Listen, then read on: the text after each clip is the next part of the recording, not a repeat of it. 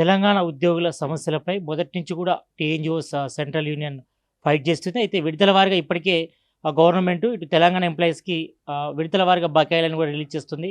మరి ప్రెజెంట్ ఎంతవరకు ఇంకా రాష్ట్ర ప్రభుత్వం బాకీ ఉంది తెలంగాణ ఉద్యోగులకు? ఇదే విషయంపై మనతో మాట్లాడేందుకు టీఎన్జిఓస్ సెంట్రల్ యూనియన్ చైర్మన్, అదేవిధంగా Telangana employees JAC chairman Jagadishwar ఉన్నారు. వాళ్ళతో మాట్లాడదాం. అన్న చెప్పండి, ఇప్పటికే తెలంగాణలో కాంగ్రెస్ గవర్నమెంట్ వచ్చిన తర్వాత మీకు 2 డీఏలు ఇస్తామని చెప్పింది. ఒక డీఏ వెంటనే రిలీజ్ చేశారు. దాదాపు మొన్ననే అక్టోబర్ నెలలో దాదాపు 1032 కోట్లు కూడా రిలీజ్ చేసినట్టు గవర్నమెంట్ చెప్తుంది. అసలుకి మీ తెలంగాణ ఎంప్లాయీస్‌కి మొత్తం ఓవరాల్‌గా ఎన్ని బకాయిలు పడింది గవర్నమెంట్? ఎంత రావాలి? ఇప్పటివరకు ఎంతొచ్చింది? దాదాపు అప్పటినుంచి ఇప్పటిదాకా రిటైర్మెంట్ చాలామంది అవుతున్నారు కాబట్టి 2 సంవత్సరాల నుంచి దాదాపు 13,000 కోట్లు రావాలి. ఆ రోజు సీఎం గారు మాట్లాడిన సందర్భంలో మనం చూసినాం. ఆ రోజు నుంచి ఈ రోజు దాకా దాదాపు 4,000 కోట్లు ఇలా ఉద్యోగులకు చెల్లించడం జరిగింది. ఇంకా దాదాపు 10,000 కోట్లు ఉంటుంది. ఎందుకంటే ఇక ప్రతి నెల రిటైర్మెంట్ అవుతుంటాడు, పెరుగుతూనే ఉంటుంది. ఇప్పుడు 700 కోట్లు కొడుతుంటే నెలకు మళ్ళీ 700 కోట్లు 800 కోట్లు ఇలా రిటైర్డ్ ఉద్యోగులకు ఇవ్వాల్సి వస్తుంది. కాబట్టి మనం ప్రభుత్వాన్ని కొడుతున్నాం. ఇవి సరిపోయి 700 కోట్లు కొడితే ఇంకా ఎన్నేళ్ళైనా చేరదు. కాబట్టి నెలకు దాదాపు 1,500 కోట్లు గట్రా మనం రిలీజ్ చేస్తే ఒక 6-7 నెలల్లోనే అన్ని క్లియర్ అవుతాయని అనుకుంటున్నాం. ప్రభుత్వాన్ని కూడా ఆలోచించాలి. చాలామంది ఇబ్బందికరంగా ఉన్నది. చాలామంది రిటైర్డ్ ఉద్యోగులు అయితే నాకు యూఎన్ ఆఫీస్కి వచ్చి చాలా బాధపడుతుంటే నాకు కూడా వాళ్ళు ఆ ఏడ్చుకుంటూ చెప్తుంటే మాకు కూడా దుఃఖం వచ్చే పరిస్థితి. ఎందుకంటే రిటైర్డ్ అయిన తర్వాత వచ్చే డబ్బులను దేనికో ఆరోగ్యం మంచిగా లేకపోతే దాన్ని పోస్ట్ పోన్ చేసుకుంటారు. రిటైర్ అయినాక ఆ డబ్బులతో ఆపరేషన్ చేసుకుంటాను. మరి ఆ పరిస్థితి కూడా ఇలా ఉద్యోగులకు లేకుండా ఇలా రిటైర్డ్ ఉద్యోగులు ఇబ్బందికరంగా ఉంటుంది. మరి పైసలు వస్తే తప్ప ఇల్లు కట్టుకుందామని ఒకడు ఉంటాడు. పైసలు వస్తే బిడ్డ కట్నం ఇవ్వలేదు, నా రిటైర్డ్ అయినాక కట్నం ఇస్తాను ఉంటుంది. అప్పులు ఉంటే అప్పులు కట్టుకుంటారు. ఇలా అటువంటి వాళ్ళు చాలా ఇబ్బందికరంగా మారుతుంది. ప్రభుత్వం కూడా ఆలోచించాలి. ముఖ్యమంత్రి గారిని, అదే డిప్యూటీ సీఎం గారిని, చీఫ్ సెక్రటరీ గారిని కోరుచున్నాం. ఇది న్యాయంగా రావాల్సిన డబ్బులు. నిజంగా మనం వేరే రకంగా కాదు. ఇది గొంతమ్మ కోరికలు కావు. చాలామంది ఉద్యోగులు ఏదో గొంతమ్మ కోరిక అంటాడు. జీపీఎఫ్ అంటే మేము తినక చేయక దాచిపెట్టుకున్న డబ్బులే జీపీఎఫ్ డబ్బులు. ఇలా ఎల్ఐసి కూడా, టీజీఎల్ఐసి కూడా మా డబ్బులతో ఇలా ఇన్సూరెన్స్ కట్టి ఇన్సూరెన్స్ ప్రీమియం అయిపోయిన తర్వాత కూడా లాస్ట్ అయినా కూడా మెచ్యూరిటీ అయినా కూడా వెళ్ళిన పరిస్థితి ఇలా ప్రభుత్వం ఉంది. వెంటనే చెల్లించాలి. గత బీఆర్ఎస్ గవర్నమెంట్ చేసిన 7,00,000 కోట్ల అప్పులకే దాదాపు వడ్డీలు కడుతున్నాం. ప్రైవేట్ సిచ్యువేషన్లో ఎవరికి ఒక రూపాయి పుడతలేదు, ఎవరికి ఒక రూపాయి వస్తలేనే విషయాన్ని సీఎం రేవంత్ రెడ్డి కూడా పలు ప్రెస్ మీట్లో చెప్పారు, పలుమార్లు సమావేశాలు కూడా చెప్పారు కదా. మరి మీరు ఎంత రావాలని కోరుకుంటున్నారు? మీ ఎంప్లాయీస్ యొక్క సమస్యలు ఇంకెన్ని ఉన్నాయి?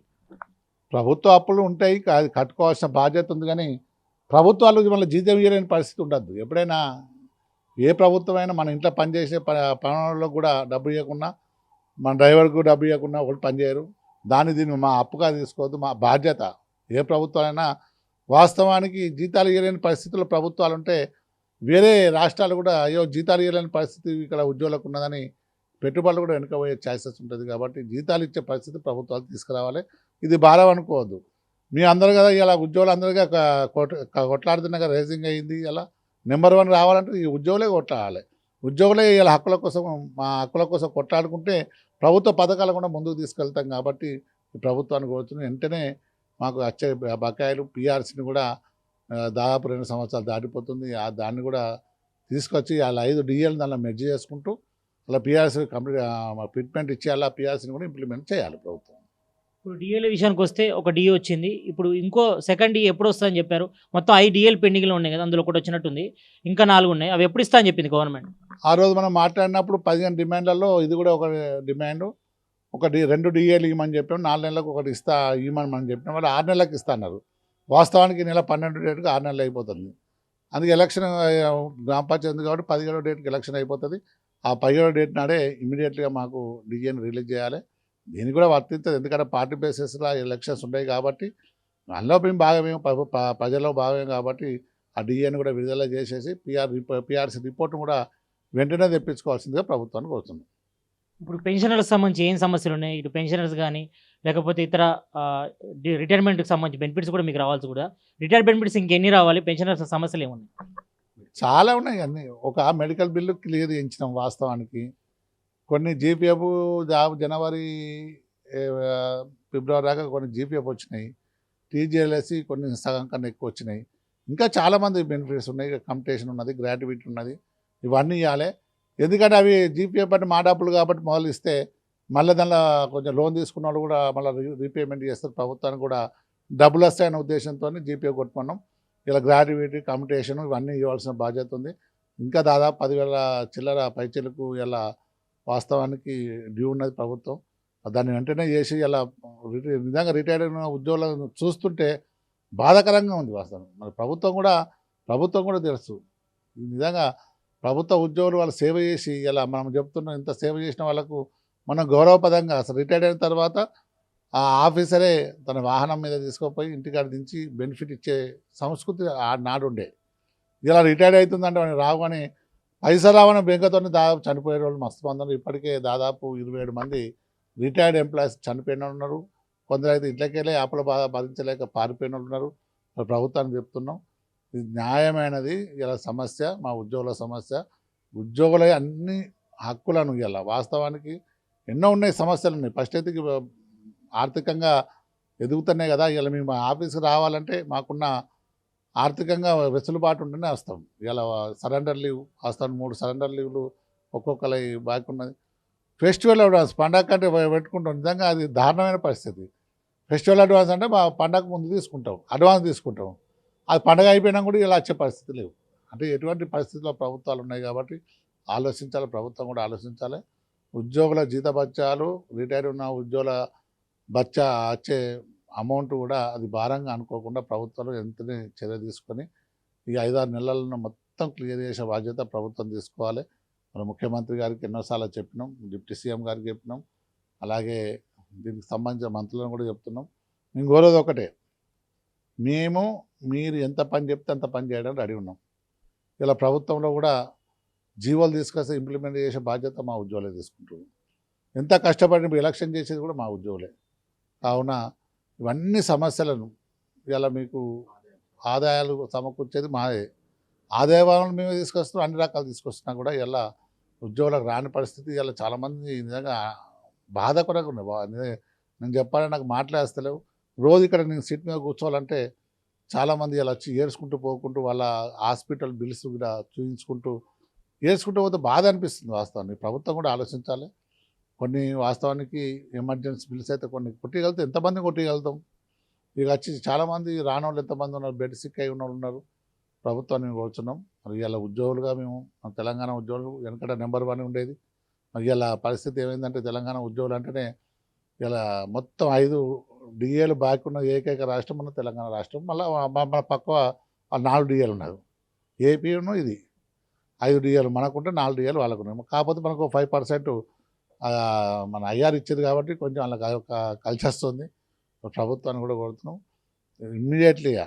గతంలో అయితే వాస్తవానికి 5 సంవత్సరాలకు ఒకసారి పిఆర్సీ ఉంటుంది, 6 నెలల రిపోర్ట్ తీసుకొచ్చి ఇచ్చేది. అది గత ప్రభుత్వం 5% ఐఆర్ ఇచ్చింది. ఇచ్చినాక 6 నెలల్లో కమిటీ రిపోర్ట్ ఇవ్వమని చెప్పి 2 సంవత్సరాలు దాటిపోతుంది. ఇంకా దాని రిపోర్టు ఊసే లేదు. ఒక సమస్య వచ్చినాక ఇంకో సమస్యను మర్చిపోతున్నట్టు ఇలా మా ఉద్యోగులు కూడా అయితే ఈ బెనిఫిట్స్ వేయకుండా ఇట్లా ఆ పిఆర్సీనే మర్చిపోయినట్టు అయిపోతుంది. ఇలా ఆ పిఆర్సీ కూడా రిపోర్ట్ తెప్పించి దాన్ని కూడా చేసుకోవాలి. ఇలా ఉద్యోగులు కూడా కష్టపడి పనిచేస్తారు. మీరు అక్రమంగా ఉన్న తప్పు చేసిన ఉద్యోగులను శిక్షించాలి. మేము కూడా ఏమంటలేము, మా ఉద్యోగులకు కోరుతున్నాం. మనం హక్కులు ఎంత గట్టిగా అడుగుతున్నామో బాధ్యతలు కూడా మనం ఉండాలి.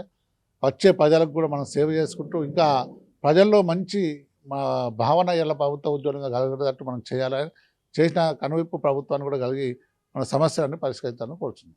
తెలంగాణలో కాంగ్రెస్ గవర్నమెంట్ వచ్చి 2 సంవత్సరాలు అవుతుంది. మరి గత బీఆర్ఎస్ గవర్నమెంట్కు ఇటు కాంగ్రెస్ గవర్నమెంట్ ఎట్లా ఉంది? అంటే అప్పుడు మీరు పనిచేస్తారు, ఇప్పుడు పనిచేస్తారు. రెస్పాన్స్ ఎట్లా ఉంది ఉద్యోగుల సమస్యల మీద కానీ, పెండింగ్ బకాయిల మీద కానీ? ఈ గవర్నమెంట్ ఎట్లుంది, ఆ గవర్నమెంట్ ఎట్లుంది? ఈ గవర్నమెంట్ ఎట్లుండగా ఆ గవర్నమెంట్లో కూడా 3,000 కోట్లు ఉంటే అప్పుడు 3 డిఏలు బాకీ ఉండే. వాస్తవానికి అప్పుడు రిటైర్మెంట్ లేదు, ఇప్పుడు రిటైర్మెంట్ వచ్చింది. రాజకీయ నాయకులకు ఏ ప్రభుత్వాలైనా అసలు ఒక అంచనా ఉండాలి. ఇలా ఉద్యోగులు ఎంతమంది, వాళ్ళ బకాయిలు ఎంత ఉన్నాయి, ఎట్లా ఇవ్వాలి.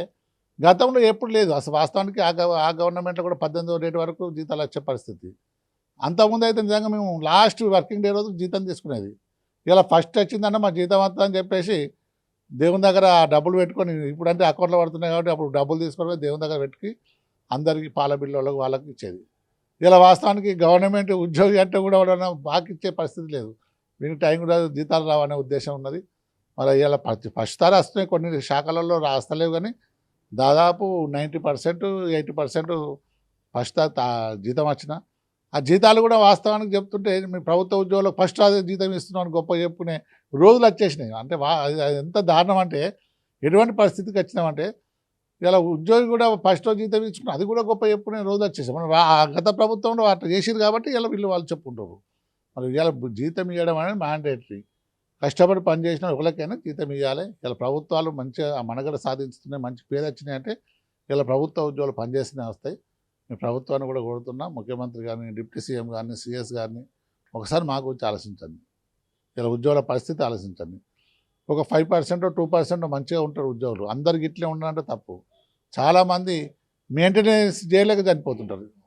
ఇలా ఉద్యోగి గవర్నమెంట్ ఉద్యోగి అంటే మంచి బట్టలు వేసుకోవాలి, ఒక మంచి బైక్ కొనుక్కోవాలి, అది మెయింటైన్ చేయాలి. అదే ఉద్యోగం ఉన్నాడు బట్టలు మంచిగా లేకుండా కూడా బయట ఉండదు. వేరే వాళ్ళు వ్యవసాయం చేసే వాళ్ళు అయితే ఏదో కొంచెం అటు ఇటు ఉన్నా కానీ వాళ్ళు పట్టించుకోరు. కానీ ఇలా అటువంటి పరిస్థితుల్లో ఇలా ఉద్యోగులు ఉన్నారు. మరి ఆ ఉద్యోగులు అంటే ఇలా ఉద్యోగులు అంటే చిన్న అవుట్సోర్సింగ్ కాంట్రాక్ట్ ఉద్యోగులు చిన్న ఉద్యోగులు ఉంటారు. చాలామంది తెలియదు. ఉద్యోగులు అంటే అందరు ₹1,00,000 జీతం వస్తాయి అనుకున్నారు. ఇలా 11,000తో పనిచేసే వాళ్ళు ఉన్నారు, 15,000తో పనిచేసిన 20,000 30,000. కొత్తగా వచ్చిన జూనియర్ అసిస్టెంట్కి 25,000 వస్తాయి. 25 30,000. హైదరాబాద్లో ఒక సంవత్సరం పెట్టచ్చా పెళ్ళైనాక? అందరూ ఎవడో రిటైర్ అయినాక 1,00,000 వస్తే అందరికీ గట్లే వేస్తానని ఒక ప్రచారం చేస్తుందని అది తప్పు. ఇలా ప్రభుత్వం కూడా ఇవన్నీ ఆలోచించాలి. ముఖ్యమంత్రి గారు రేవంత్ రెడ్డి గారికి కోరుతున్నా, డిప్యూటీ సీఎం గారిని కోరుతున్నా, త్వరలోనే మా సమస్య పరిష్కారం అయితే అనుకుంటున్నా. ఈ ఎలక్షన్ కాగానే ఒక డిఏ అయితే విడుదల చేసి పిఆర్సీ కమిటీ తెప్పించుకుంటామని మేము అనుకుంటున్నాం. త్వరలోనే అయితేనే ఆశాభావం ఉంది. మొత్తానికైతే ఇటు ప్రభుత్వ ఉద్యోగుల సమస్యలు అంటే పెండింగ్ బకాయిలను వెంటనే పరిష్కరించాలి. ఇటు ఇప్పటికే ప్రతి మంత్ కూడా 700 కోట్లు రిలీజ్ చేస్తుంది. అవి చాలవు. మరి ప్రతి నెల కూడా 500 కోట్లు రిలీజ్ చేయాలి. మొత్తం ఓవరాల్గా 10,000 కోట్లు కూడా మరి విడతల వారీగా రిలీజ్ చేయాలి. మరి ఉద్యోగుల సమస్యలను రాష్ట్ర ప్రభుత్వం పరిష్కరించాలని టీఎన్జిఓస్ సెంట్రల్ యూనియన్, అదేవిధంగా Telangana employees JAC chairman Jagadishwar చెప్తున్నారు. కెమెరామ్యాన్ జాఫర్తో సతీష్, ఆర్టీవీ, హైదరాబాద్. చరిత్ర సృష్టించినోడు ఇప్పుడు ఆ చరిత్రని తిరగరాయబోతున్నాడు. అబద్ధాల గోడల్ని బద్దలు కొట్టి నిజాలను రాగా మీ ముందుంచబోతున్నాడు. నిజమైన వార్తల కోసం వెంటనే డౌన్లోడ్ చేసుకోండి రా యాప్ని.